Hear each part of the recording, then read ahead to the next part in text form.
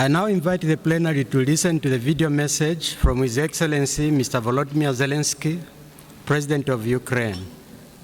Dear colleagues, dear Mr. President Abdel Fattah el-Sisi, ladies and gentlemen, at this conference, like at other summits and high-level meetings on catastrophic climate change, there is no lack of words, there is no lack of good definitions, and no shortage of prescriptions for what the world should do. I listened to some of the speeches today and I agree with many of the assessments.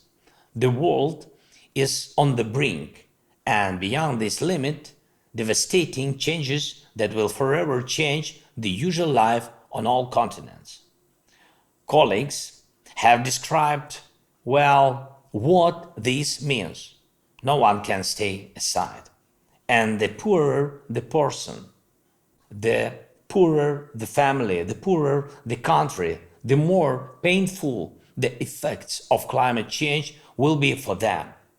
However, this also applies to all rich nations. It is impossible to buy off the destruction of the climate.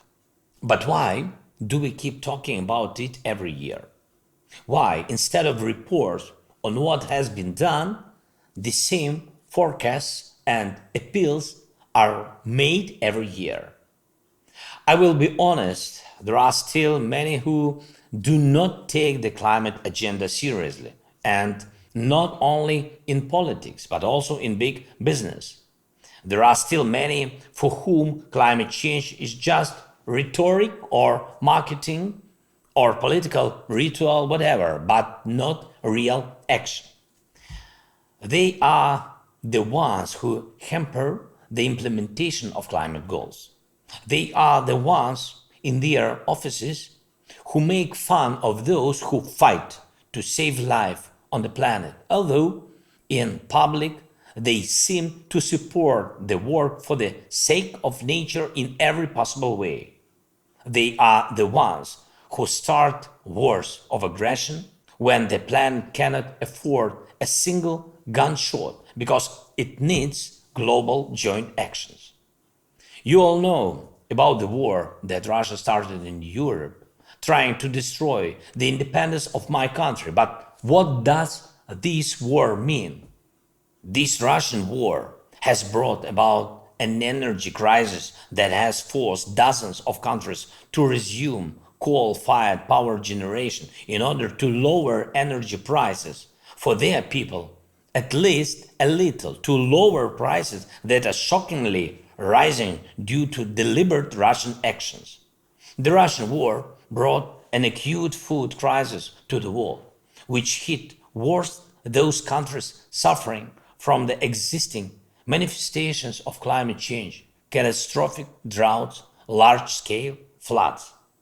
The Russian war destroyed 5 million acres of forests in Ukraine in less than 6 months.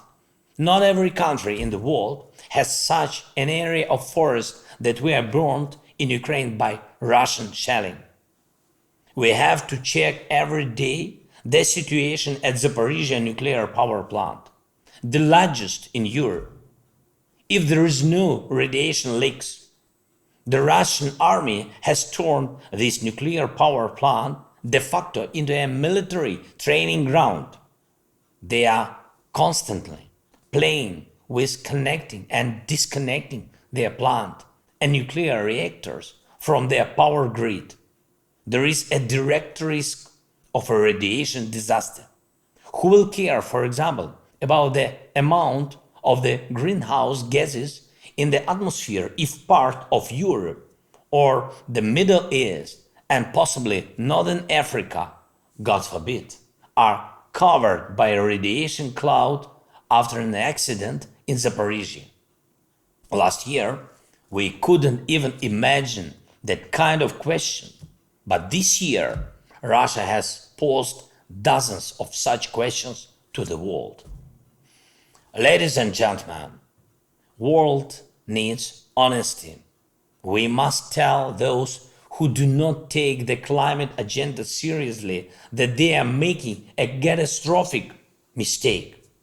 We must stop those who, with their insane and illegal war, are destroying the world's ability to work united for a common goal.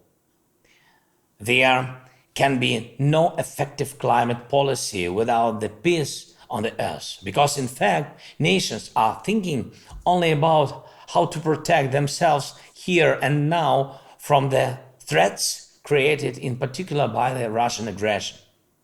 Russia needs to shut the guns and hide its missiles so the world finally hears what we can all really do together to save ourselves from the climate disaster.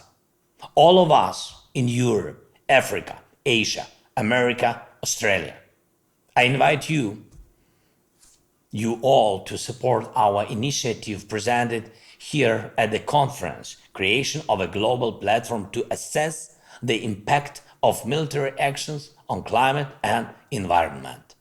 We are all thinking about how to generate hundreds of billions of dollars to help developing countries protect themselves from the climate change. Under these conditions, how can anyone cause additional insane damage to the nature with their invasive military ambitions? Such ambitions deserve only punishment. Mr. President of Egypt said an important thing in his speech. We must meet expectations of the people all over the world, people who are suffering more than ever. I absolutely support this goal. We must ensure that suffering doesn't multiply because the world doesn't have time to respond to climate challenges. But to do this, we need joint effective actions. And for them to be, we need peace. And I thank everyone who works for peace. I thank everyone who takes seriously the need to protect life on the earth for the benefit of all people, all nations, all classes, all cultures. I thank you for your attention. Slava Ukraini!